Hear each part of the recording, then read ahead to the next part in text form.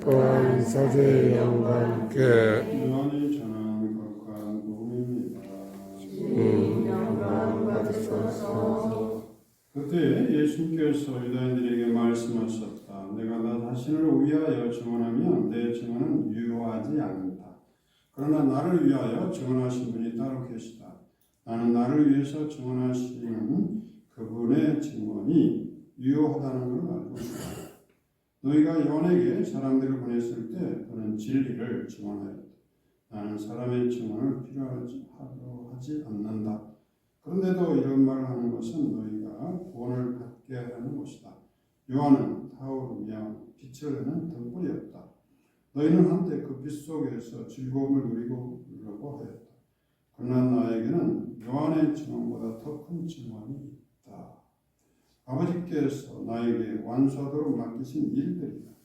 그래서 내가 하고 있는 일들이 나를 위하여 증언한다. 아버지께서 나를 보내셨다는 것이다.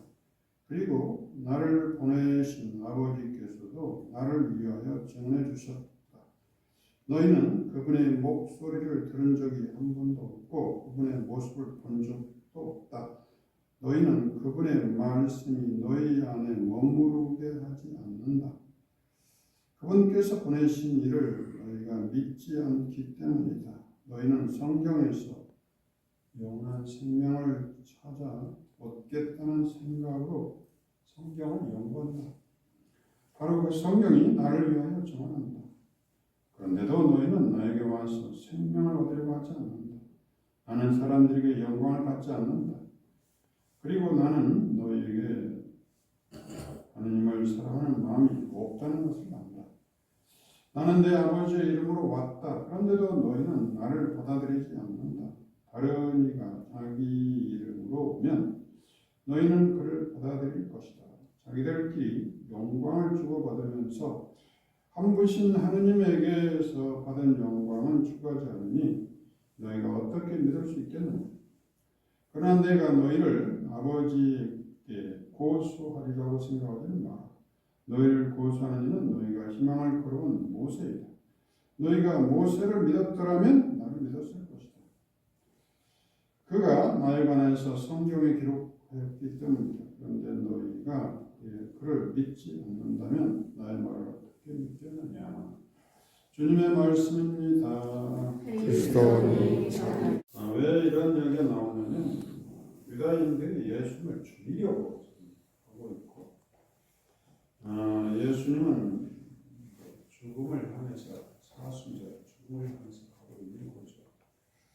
그런데 그 유다인들의 죽음의 계획에 맞서서 당신의 어떤 분이라는 것을 잘 드러내고 있습니다.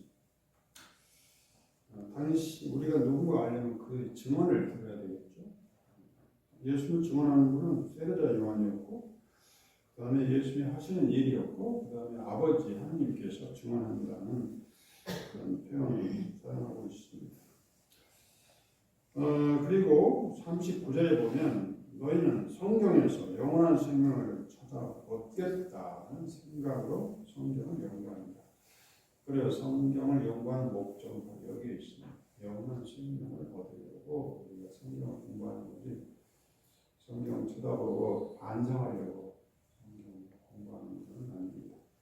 자꾸 반성하다 보니까 반성하다가 자꾸 죄책감에 빠지고 우울해지고 성경 앞에만 서면 작아지고 결국 우울증으로 가게 되는 거죠. 성경 공부하다가 우울증 걸린 사람이 참 많아요. 심각한 문제죠. 우울증까지 안 가더라도 다 움츠러져 있어요. 성경 공부하면서 자신이 없어하고 늘 자기 죄만 생각하면서 반성하고 고치려고 하는데 마음대로 되나요? 마음대로 안 되죠. 고쳐야지 하다가 주님 앞에만 서면 왜 이렇게 작아지는가 하다가 결국 하나님과 멀어져 버리죠. 자, 여기서 예수님께서 나는 사람에게 영광을 받지 않는다. 그럼 누구에게 영광을 받아야 돼? 하나님에게서 영광을 받아. 그러려면 우리가 하나님의 영광을 드러내야겠죠?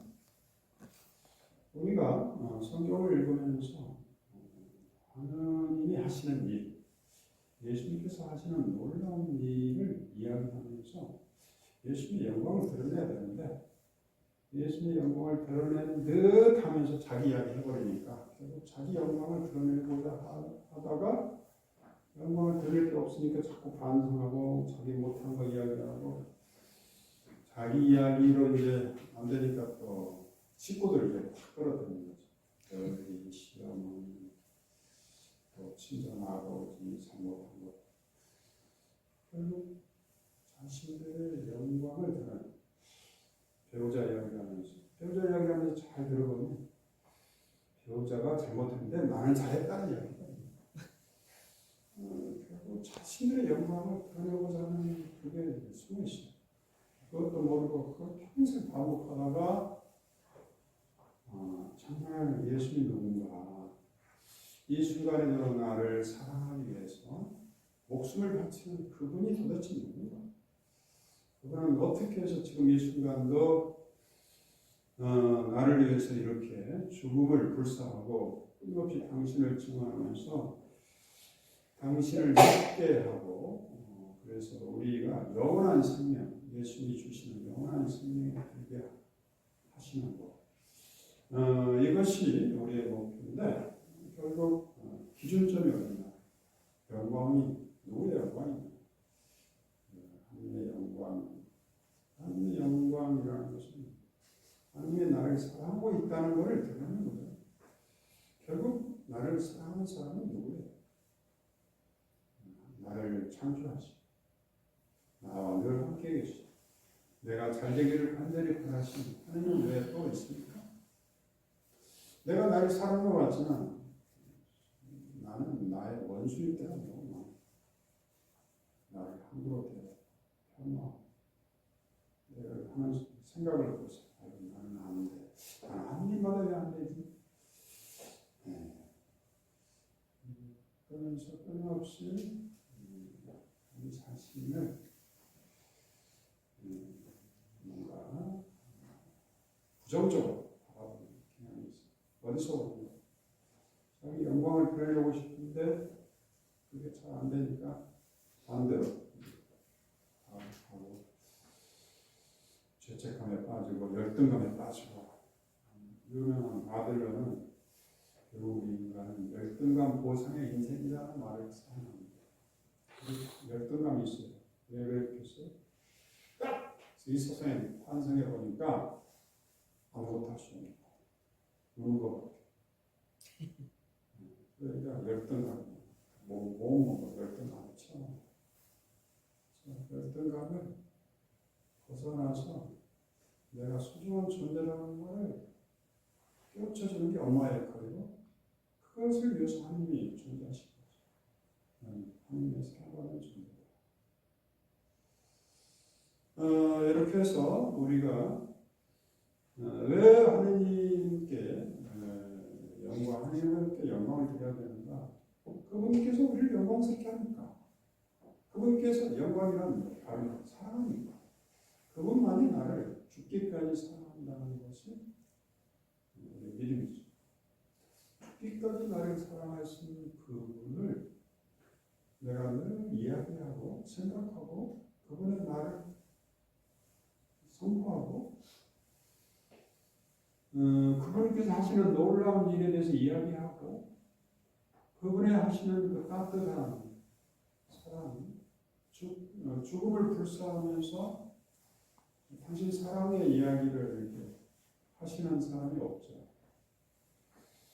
이런 주님에 대한 이야기는 많고 자기 이야기다 보니까 자기 영광에 빠지게 되고 자기도 모르는 사이에 그게 잘 안 되니까 죄책감에 빠지고 열등감에 빠지고 늘 상처도 이야기하면서 상처 속으로 빠져가고 결국 과거를 향습하는 거죠. 그러면 우리 주님은 영원한 생명을 얻겠다고 성경 공부하거든요. 영원한 생명은 미래를 향해 있습니다. 미래 하나님께서 영원한 생명을 향해 생명으로 우리를 초대하고 영원한 생명이 우리 삶으로 뚫고 들어오는 거예요. 뚫고 들어오고 주님 예수님과 함께 그래서 여기서 영원한 생명은 하나님 나라를 말하고 있어요. 하나님 나라는 무슨 장소가 아니고 하나님의 다스림을 말해요. 예수님이 하시는 모든 말, 행동, 꿈, 희망, 믿음과 희망과 사랑에 관련된 모든 예수님의 모든 것을 하나님 나라로 표현하고 있는 예수님께서 이 세상에 오셔서 우리를 사랑하시고 가난한 사람들 곁에 있고 끊임없이 아버지를 선포하면서 죽음을 불사하면서 이 세상에 아낌없이 사랑을 쏟는 이 모든 일련의 행위를 하나님 나라라고 표현하고 있는 거죠. 그래서 오리겐에서는 하나님 나라는 한마디로 예수 그리스도의 인격이다. 인격이란 뭐? 말, 행동, 태도, 관계, 그다음에 꿈, 희망, 그분이 전파하고자 하는 뜻 이런 모든 걸 그래서 하나님 나라와 그분의 의의를 구하라. 이게 바로 예수 그리스도의 인격체로서 우리 다가오는 거죠. 그래서 우리가 늘 초점이 오늘 예수님께서 뭐라고 하십니까? 예수님께서 나를 어떻게 바라고 싶을까? 예수님 나를 어디로 초대하실까? 그거를 이야기하면서 예수 그리스도가 참으로 우리 안에 살아있다는 걸 말과 행동과 태도와 관계 속에서 드러내야 되겠죠. 부부가 행복하려면 어떻게 해야 돼요? 예수님의 영광을 위해서 대화를 하면 되겠죠. 내가 나의 영광인가? 남편의 영광인가? 아내의 영광인가? 무슨 영광을 위해서 내가 지금 이렇게 열심히 부부 대화하고 싸우고 있는가?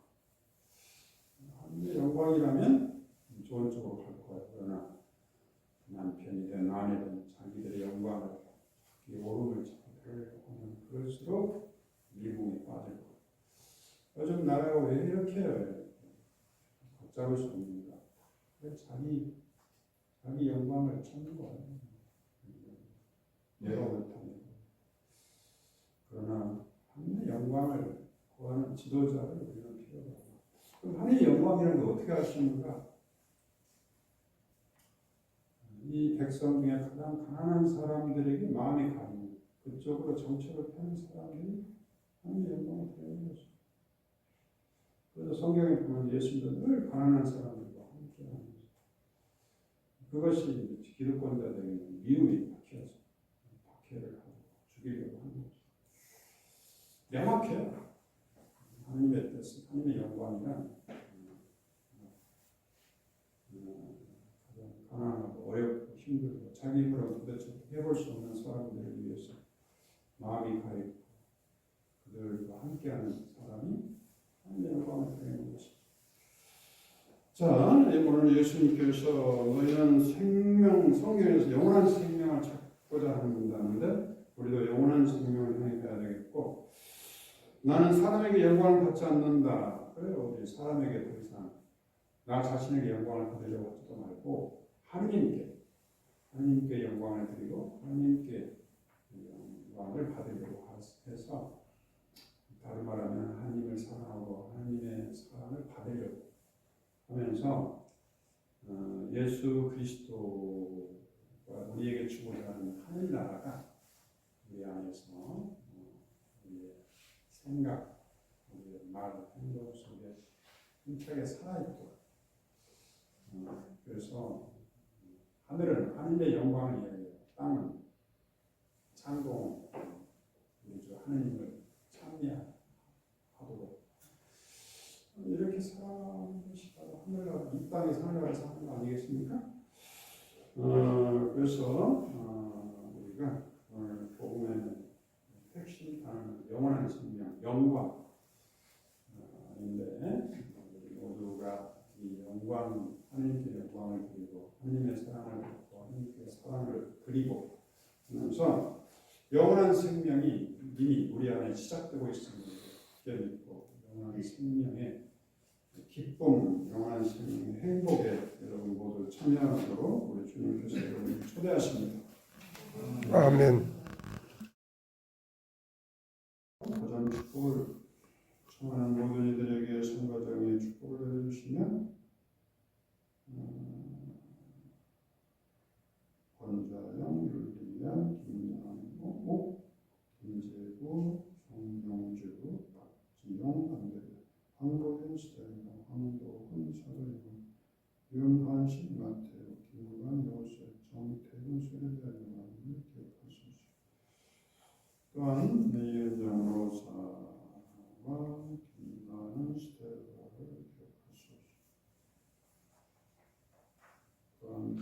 장관 교환의 사제와 장원들 미카엘과 배원들 진홍단탄과 기도의 분들 성들 사저 안젤라 박요한나 가장 최양수 관련한 가장 지성 가장 송명섭 요셉 가장 김대편 요셉 가장 형준 가장 기억할 수 없어. 또한 오늘 성령 기도의 모임에 참여하는 모든 이들에게 성령을 그렇게 내려주시고 성령 세미나에 참여한 이들과 사순절 프로그램에 참여한 이들에게 주님의 얼굴을 보여주시옵소서. 또한 우리 정치가 주님의 뜻, 정치하는 주님의 뜻이 이루어지게 하소서. 저에게도 자비를 베푸시어 영원로부터 주님의 사랑을 받는 하나님의 어머니 복되신 성령 마리아와 그 대필이신 성 요셉과 복된 성들과 모든 성과 함께 영원한 삶을 내려주시고 세상을 떠나는 인상 요셉 영원한 승리에 이끌어주시옵소서. 그리스도를 통하여 그리스도와 함께 그리스도 안에서 성령을 하나 되어 전능하신 천주 성부 모든 영예와 영광을 영원히 받으소서. 아멘. 함께 또한 자기의 영과 함께 전능하신 천주 성부와 성자와 성령 우리 모두에게 공복하소서. 아멘. 미사가 끝났으니 가서 복음을 전합시다. 하나님 감사합니다.